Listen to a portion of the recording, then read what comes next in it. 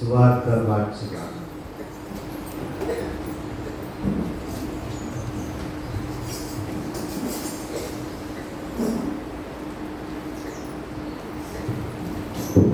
ప్రత్యేకంగా ఈ వృత్తుల ఆదివారం కొరకే ఏర్పాటు చేయబడిన సువార్త పాఠ్య భాగంగా పరిశుద్ధుడైన లోకం రాసిన సువార్త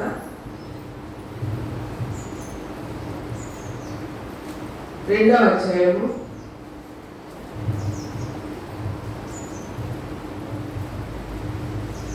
25వ వచనం నుండి 35వ వచనం వరకు చదవగా ఉన్నాము. వృత్తుల ఆదివారానికి ఏర్పాటు చేయబడిన సువార్త పాఠ్య భాగంగా పరిశుద్ధుడైన లోకా రాసిన సువార్త 2వ అధ్యాయము 25వ వచనం నుండి 35వ వచనం వరకు చదవగా ఉన్నాము.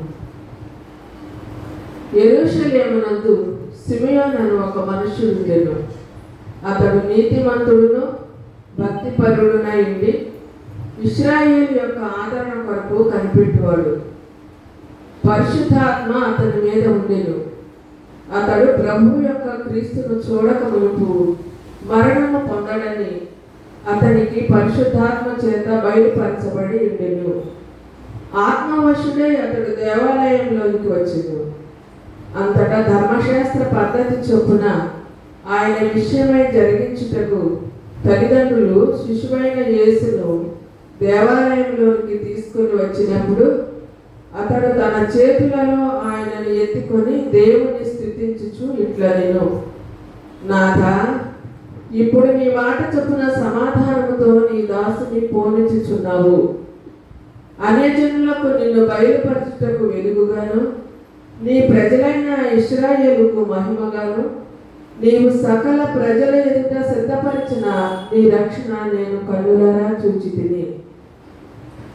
యోసేపును ఆయన తల్లియు ఆయనను గూర్చి చెప్పబడిన మాటలను విని ఆశ్చర్యపడిరి.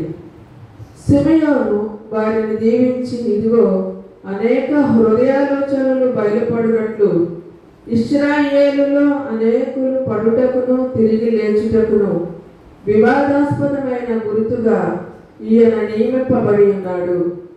మరియు నీ హృదయంలోనికి ఒక ఖడ్గము దూసుకొని పోనని ఆయన తల్లి అయిన మరియతో చెప్పాను. ఇంతటితో సువార్త పాఠ్య భాగము సరే.